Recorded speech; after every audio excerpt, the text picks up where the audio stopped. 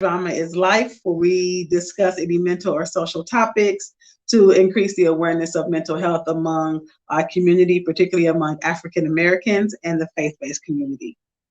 So, as I said before, I am the CEO and founder of End Time Creative Counseling Services, and we are located in Terre Haute, Indiana, where we offer services in person here in the city, and we also offer telehealth sessions for the state of Indiana. So, anywhere in Indiana, we offer services, telehealth wise, anyway. So, for tonight's topic, feel free to add comments, ask questions. Want this to be a little bit lighter conversation than we probably have had in the previous lives this year, since it's, upon the holiday coming up this weekend. So we still going to talk about traditions. And so I want to, as we have our guest back here, this is Jerry White. For those who do not know him, wave and say hello, Jerry. Okay. So Jerry White is the office manager here at End Time Creative Counseling Services. So he is, if not mine, the first face that you will see when you walk in the building to have services here. So we are happy to have him as our guest this wonderful evening, as he is waving for you. So I want to, I guess, kind of turn so I can actually talk to him and you can see both of our faces. So with traditions, so what is a tradition to you as we talk about traditions? Pretty much things that you do, maybe monthly, okay, yearly, things that you enjoy, something that you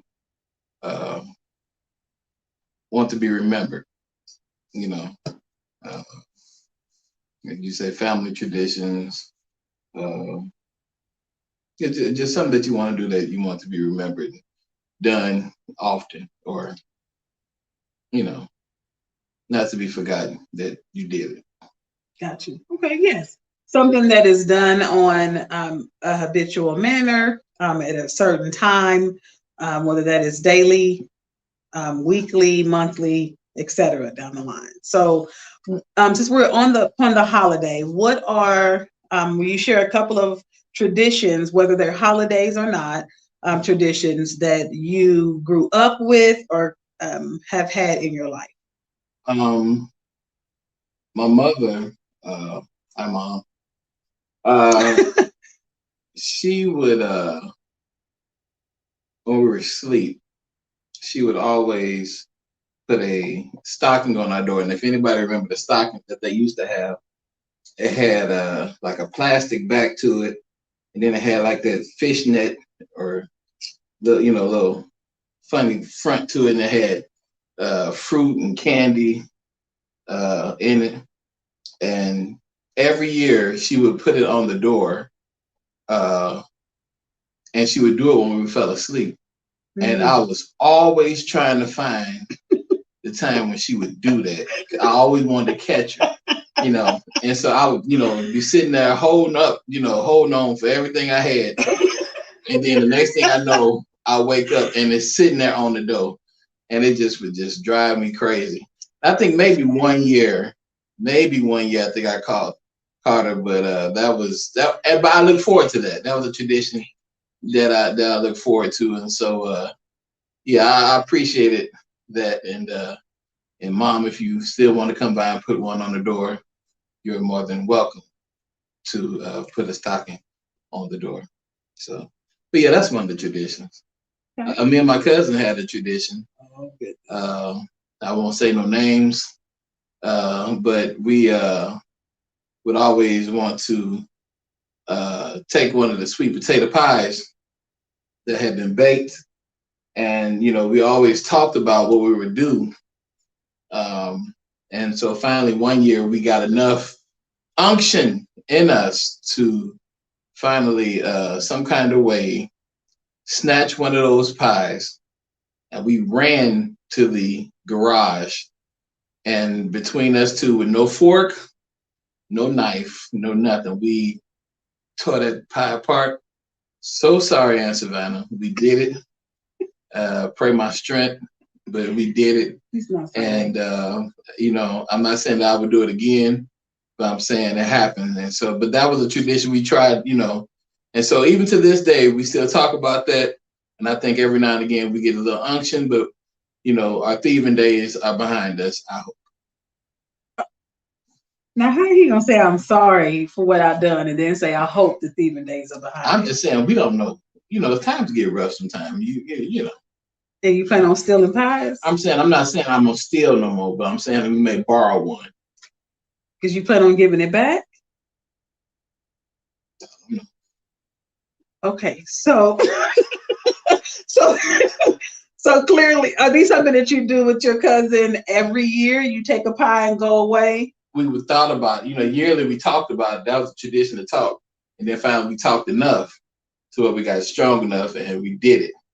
So and nobody knew you did it. They do now. I'm about to say, yeah. Definitely. So watch out for your pies. I ain't eating everybody.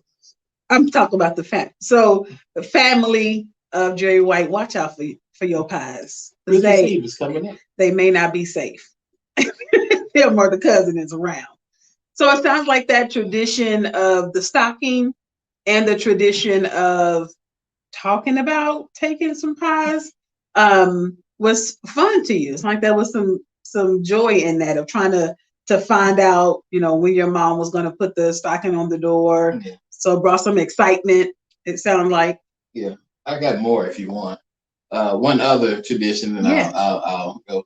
My mother, you know, we always had to, you know, we got up early. You know, Christmas, you know, you wake up early, and we wanted to go down and we wanted to open up the gifts. And so, you know, we make noise on purpose, trying to get my mama to wake up. Now, she had been up all night trying to wrap gifts and stuff, so I know she was tired, but, you know, 5 o'clock in the morning ain't early on Christmas. You know, any other day is early, but 5 o'clock in the morning was not early on Christmas. And so we, you know, making noise, tripping over stuff on purpose, bumping doors, stuff like that, you know, flushing toilets often, you know, and finally she would come in there. But the tradition was before we could open up one present, and it's still to this day, we have to pray. As a family, we had to come together and we had to pray. And so I think that was most important. She wanted to make sure that before we start opening up gifts and, you know, it was about us, but we had to remember who it really was about. And so she made that the forefront of our holiday, that we had to acknowledge Christ in our Christmas celebration. So I am appreciative of that, and that is something that I actually implemented with my family, that we would pray before we would open up gifts. And so, yeah, that's one of the, I think, best traditions that my mother has passed to me. So what did that tradition teach you? First of all, the prayer was important. Okay. And to make sure that the main thing was the main thing, not to be so focused on these gifts, even though at that age, you know, we was gonna pray fast. You know, if we could have said Jesus wept and got through with it, that'd have been it. But you know, my mother wasn't having Jesus wept. You know, she was, you know, you gonna pray. And so usually we try to get the prayer, because we knew if she prayed, you know, she might have prayed a while and then start seeing stuff in the spirit, and then we just been there, you know. But you know, we all, you know, we tried to come together. We would grab the prayer, but y'all was strategic.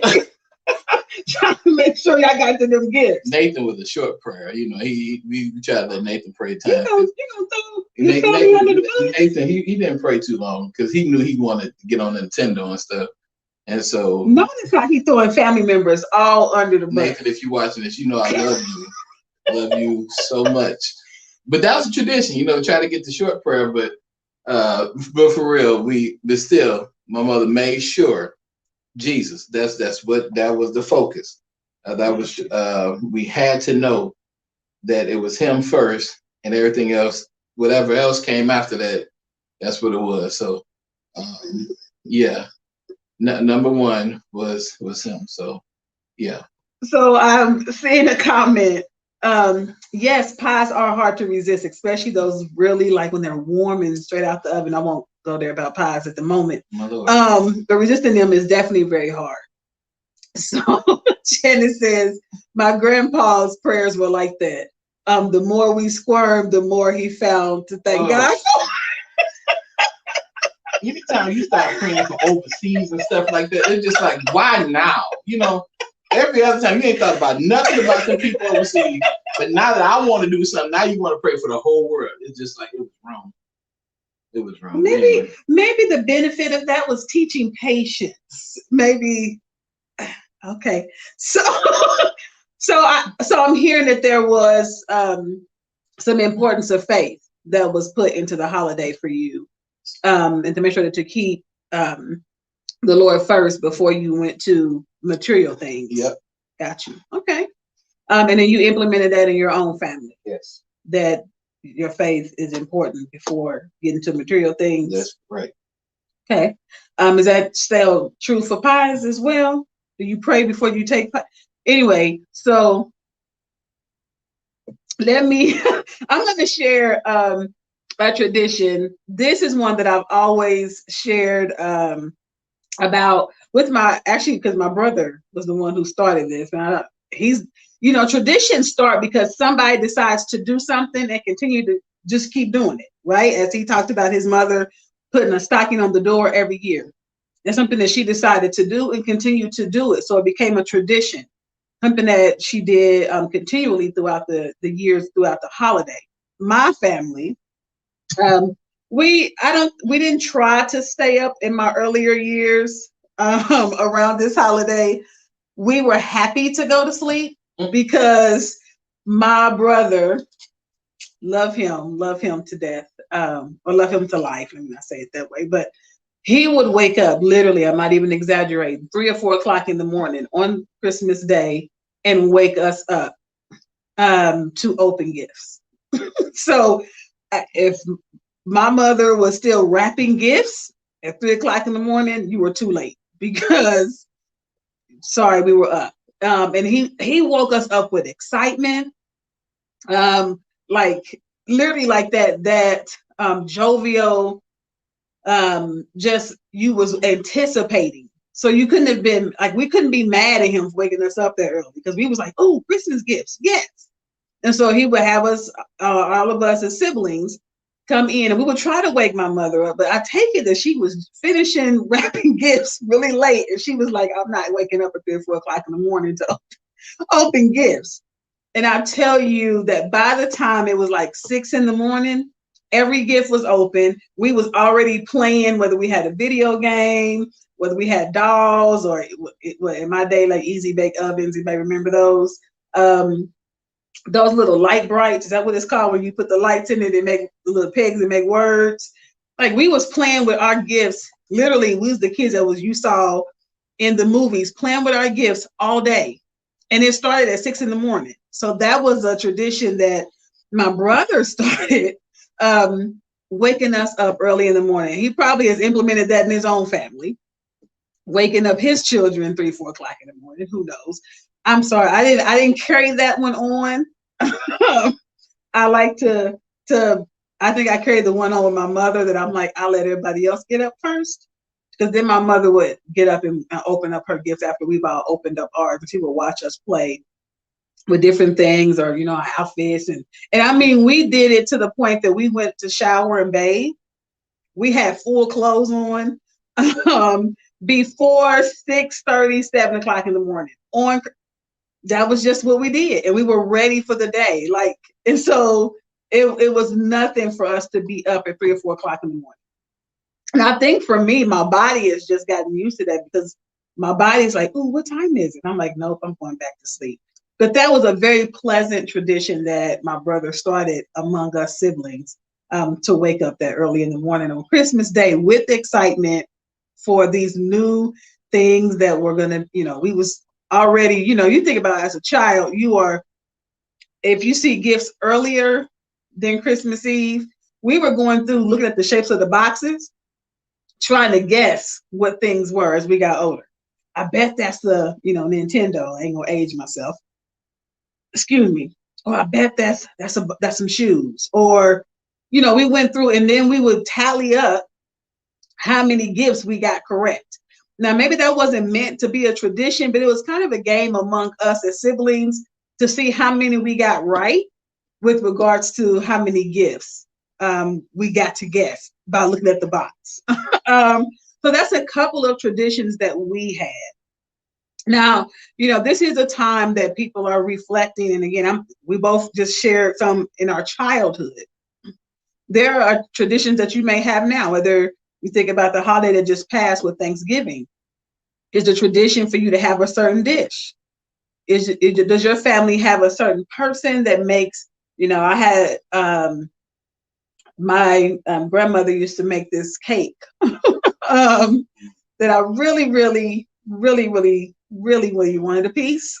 Rum cake. But we were children and she was like, no, you can't have any rum cake. We understand why we couldn't have any rum cake, but we wanted rum cake. And every year for the holidays, she would make it. And we couldn't wait till we were allowed. We were 21 years old and we could have some rum cake. But that was a tradition that she had this cake that everybody raved about. We didn't understand, like, we just want some of the good cake. We didn't get to go steal, like, Jerry is talking about with his cousin. We couldn't steal the cake and go hide away. I wasn't getting drunk off the cake either. We wasn't gonna get anyway. So that was a tradition that she brought that particular dish. And so when you have that kind of tradition, typically people, especially with around food, then you kind of have the certain family members that brings this type of casserole, they bring this food, they bring this dessert, they bring this side, they bring, etc. And so it makes you reflect on those wonderful dishes that people brought and what the feeling was that came around those dishes.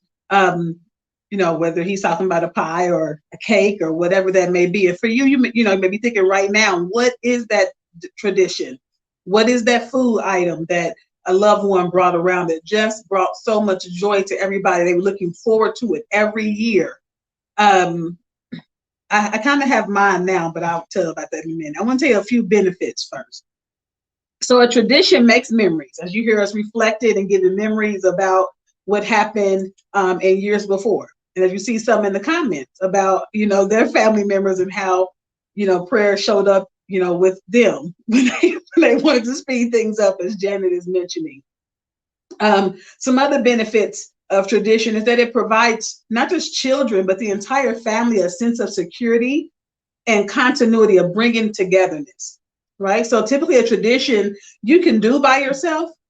If whether I'm somebody that I choose to wake up at 3 o'clock in the morning on my own, that can be my own tradition. Or I can involve other people, as my brother did, to that tradition. And so it brings that continuity and it brings that sense of security.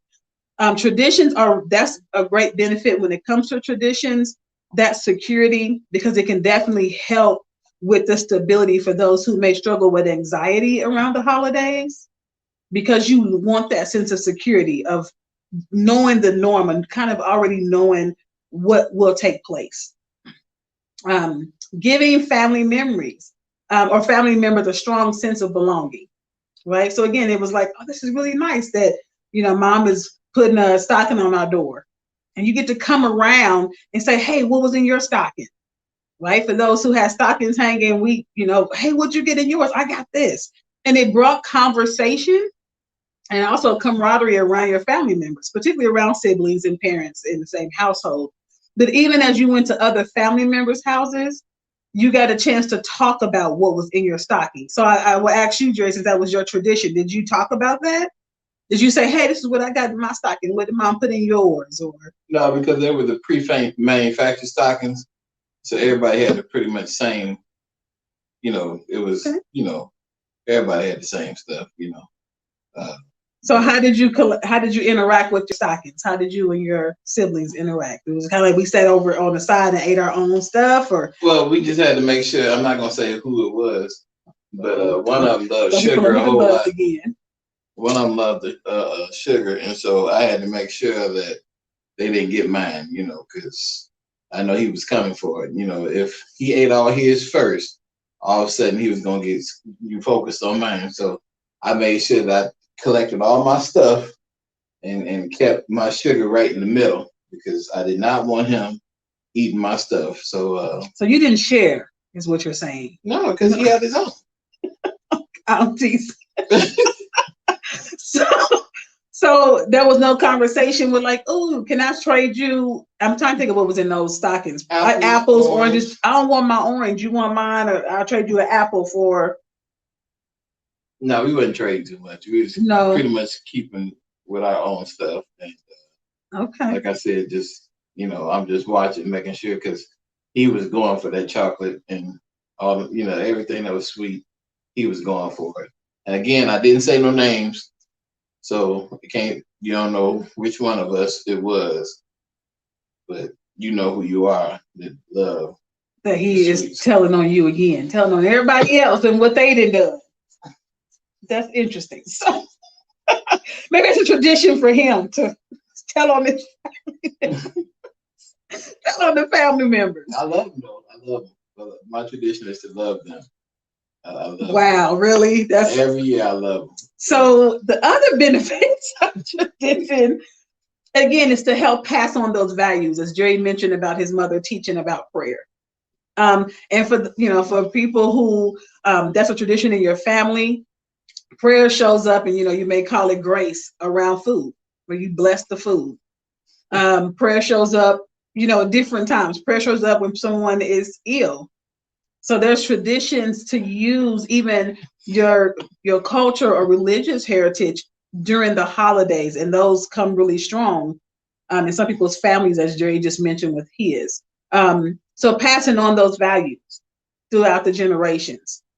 And again, it keeps generations connected and giving them family history to share.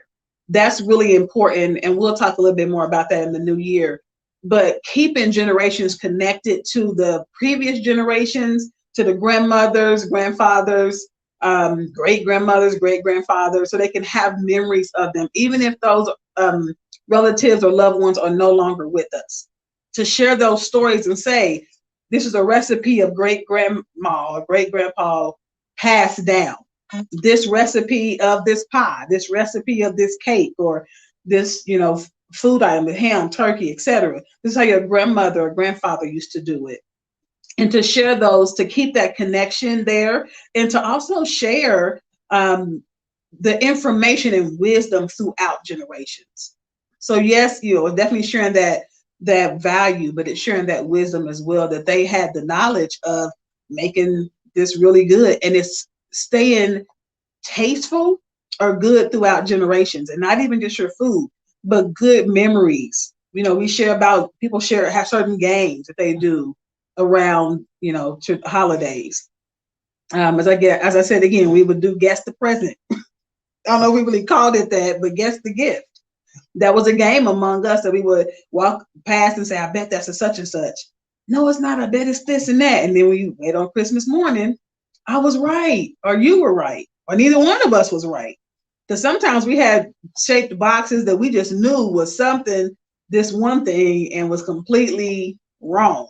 It was something completely different. So can we go back for just 1 second? You want to clear his name because no, it's nothing about my name. I got a question that maybe some of the viewers out in the land might have, be able to tell me. What is it about these recipes that's so secret that some people are willing to die with them instead of sharing? As we're talking about tradition, that Mama Janie made it and then she died, and we kind of know how she kind of made it, but we kind of don't because she never told nobody.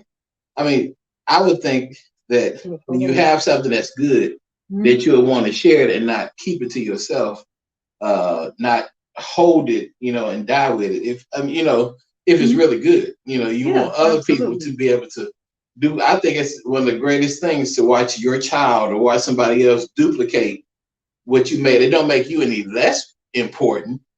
Matter of fact, it may make it even more important because others may want to experience what you made. So I just want to know if anybody can help me. What is it about these secrets concerning the recipes that people do not want to share them? What is that a tradition to hold these recipes? Help me. I can help you. I will tell you what some of my family members have said. And it's I've heard this among a few different families. It's for a few reasons. One is because in previous generations, people didn't write down recipes. You hear people say a pinch here, a pinch there. They literally mean a pinch because it was not measured out. A lot of things were done to taste.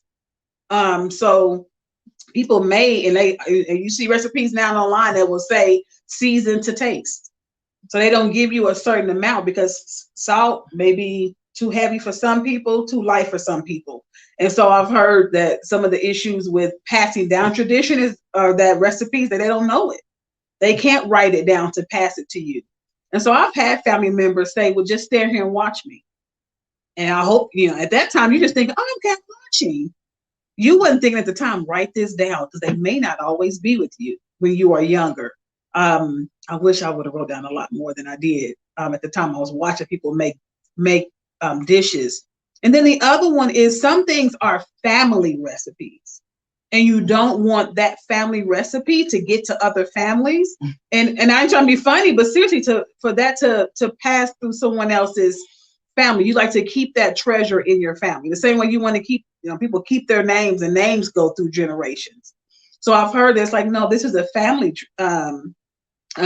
dish. This is from, great grandpa. He made this dish up and this is our family dish. And I will speak even from a cultural standpoint. Some people, again, that's very important to them to have certain things in their culture that no one else, that they don't share with others. That's a value that people hold with their recipe. So that's a couple of reasons why recipes are not shared. I would love for them to pass on. I think a lot of times people miss out on such good things. I got great grandparents who are no longer here that I'm like, oh, I would love to have had A, B, and C. So now as I'm older, I'm trying to get recipes from aunts and, grandparents and moms and siblings, etc. So I think that's a great connecting factor when you're making a dish. Don't go online. Don't search Google. Go within your family because somebody in your family knows how to make that dish. And I'm going to probably guess about 90% of the time, somebody in your family knows how to make that dish. One of my actual favorite dish is something that my mother made that came from her mother. I don't know how far the recipe goes, but it's lasagna. And the way they make it is very different than how I see other people make it. And people rave about it. What did you do? What's in here? And again, it's that family recipe that's not necessarily written down in a book, but it's passed down through those generations of mothers. And I was really glad to be able to make that, know how to make that as well. So that would be the answers that I've heard. I don't see any other responses. Anybody else got any thoughts to Jerry's question? Because he seemed like he was kind of had a moment of bother. So. I do have another question. Any of you ever have to make homemade ice cream? It's good until you have to actually do it. And you have to get that mop bucket. I need to know who the mop bucket saints are. That you had to go down in the basement with the mop bucket and they had that cylinder and you had to put the ice around the cylinder. I need like amens and hands and things because we had to go down there and they put the ice around it and put the salt around it, put that crank on it, and we had to sit down there and work our arms to look like Popeye. And oh my goodness, I could tell a story about that. He has a few times. I keep telling because that was a tradition that has stayed in his soul. Yeah, it's in my soul. That's why I thank God for these new wave ice cream makers, but you ain't got to sit down there and feel like you know. It probably doesn't taste the same though. But so I know I don't want to keep you guys long. I know people are out shopping and again, this is holiday season. You're spending time with your family. I want to talk about the family traditions because again, traditions can be family based or not. I can have a tradition to get up and go to work on time, and it may not have come from family. Maybe a teacher taught me that to be on time. or to be more thorough with my work. So traditions can come from different people in your life, but family traditions, as we said before, the benefits of those particularly are values shared through family, memories that last through generations. I am somebody that I enjoy hearing stories about previous, as I would say, our forefathers. I enjoy hearing stories about family members and loved ones who are no longer here. And sometimes that's really hard around this time when you have loved ones who are not here and you remember a tradition that they passed or that they used to do when they were here. I'm going to encourage you, if that has happened and you are like, I really miss how Aunt so and so did A, B, and C, be the Aunt so and so that will pick up that tradition, pick up that value, and pass it on to the people that are still there, and pass. Don't let her or his tradition and value leave with them. There's so much wisdom, there's so much experience and knowledge in our loved ones, whether they are 5 years old or 105 years old or anywhere in between, that they left with something. So pick that up and pass that, and keep that flowing through the family to keep, first of all, their memory and honor alive, but also if it's something that's valuable to your family, keep that memory, keep that tradition going through. And again, it bridges the gap between generations. So for our forefathers and foremothers who are like, I'm passing on hard work, or I'm passing on, this is how you make this particular dish, that you can pass on, and bridge that gap of whatever it may have been. And I'm somebody that I grew up being able to watch older aunts and uncles, being around grandparents. So I got to see that. And so it does bridge the gap because it connects your young people in your family to those who are the seasoned family members. And how many has, grandchildren or nieces, nephews, and you don't know how to use a phone, and they will be happy to tell you how to do this, how to download this, how to get this together. And so sometimes technology has been something that has bridged a gap of generations to help them for our young people to actually be a teacher of something as well. And while they're teaching about technology or texting or whatever it may be, then you can say, I want to teach you something as well. Come and learn about A, B, and C, how we do this in the family, how we do this in my home. I want to share that value, and that wisdom with you. So there is benefits, and I know people may think you just are doing something throughout the years, but it's definitely very helpful to pass that on to children. If you don't have children, pass it on to nieces and nephews, pass it on to cousins. You don't have to have children to pass on tradition. You just have to have loved ones. Because again, I was a niece that got some great information from aunts and uncles. And I still sit around and like to talk about, well, what happened here? How were they like this? And so I think it's really helpful in connecting, and it helps your family members feel like you want to get to know them. I've heard so many people that I've worked with, we are looking at family history and that generation, of generations coming through. When you go back and talk to, the oldest aunt in the family, or, the oldest uncle in the family, to say, hey, how was grandma or grandpa when they did A, B, and C? How is asking those questions about what family was like for them growing up brings a connecting factor, and it also shares information that you didn't know about. Oh, I didn't know that you liked this candy when you were a child. I didn't know that you fill in the blank, right? And so again, it builds that relationship, brings that connection, as I said before, that security and that continuity, I guess is the word I'm looking for, that collaboration and relationship. So I'm gonna have Jerry share any other pieces of wisdom before we end tonight. Thank you for joining us on the benefits tonight of tradition. So I will let him share as our guest. Anything else? Hopefully he don't tell nobody else, I think holidays are a blessing. I know for some, even in my personal, my family, we've lost 2 in the last couple of months, and I know that's rough. Mm-hmm. And so it's in these moments I think family is most important. to be able to lean on, and just to see each other. Those hugs, I think, are greater than any present that you could buy from a store. Just to hear the voice of individuals, I think that's better than anything else. And so, with this holiday season that's coming up, I think it's important that you see your people, you hug your people, you let them know that you love them. If they come across your mind, you don't see them, you call them. If you got grudges, you got issues, squash them, because once a person is gone, that's it. We can go to the grave and we can talk all we want, but it's different when they can respond back to you, and let you know how much they care about you, how much they love you, and you let them know how much you love them. And so I just would say, enjoy this Christmas. Don't forget the purpose and meaning. Don't get caught up with all of what I couldn't get. My stuff stuck on the ocean somewhere out there, and I ain't gonna get it for 4 more months. And so that's when you're gonna get your gift.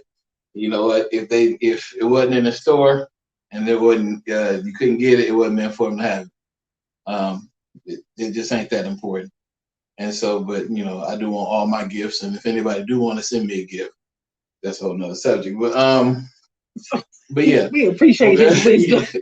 But yeah, make sure you make the main thing the main thing, and the main thing this year, I believe, is love and family. And so, appreciate one another, and let somebody know that you love them. So, thank you. And for those who may, have different feelings regarding family, maybe you're not around your family or your blood family. Family is not just limited to blood. Family is those that you have a heart connection with, and you can be, again, around those family. Friends you can consider family. So whoever your people are, find yourself connecting with them this year, whether it is through phone, being in person, seeing a face on the video.